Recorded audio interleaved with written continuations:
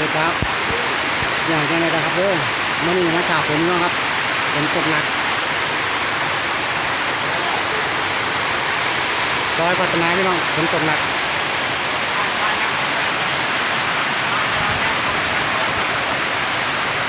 เนี่ยฝนตกหนักพี่น้องมืดตึ๊บเลยแต่บอล้มพี่น้อง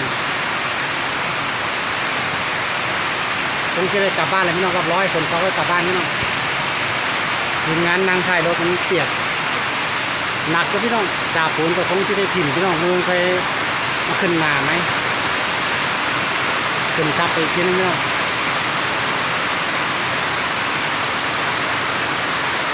พี่น้องฝนตกไหลบนพี่น้องเมื่อเช้านี้ลูกพี่มาลูกพี่ว่าฝนตกนิดหน่อยแล้วประสานบนบ่ามันบ่หน่อยในนี้นี่แหงอยู่พี่น้อง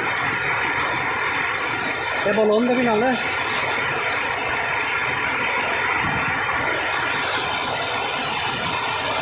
หนักเอาเรื่อง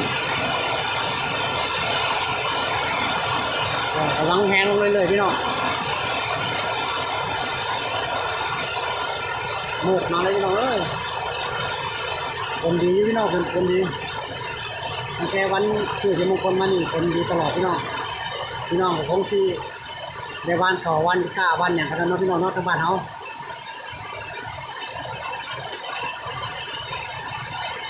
เนี่ยพี่น้องครับโอ้หนักพี่น้องออกก็ได้พี่น้องคนร้อยคนอยู่ที่น้อยก็ออกได้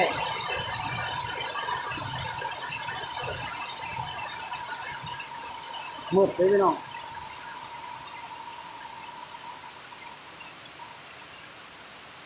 พี่น้องครับผมขอจบคลิปวันนี้พี่น้องเด้อขอกดไลค์กดแชร์กดติดตามให้พี่น้องขอบคุณอะไรที่ติดเล่นแต่พี่น้องเด้อเดี๋ยวโอกาสหน้าที่มีคลิปไหมออกพี่น้องบนนี้พี่น้องครับ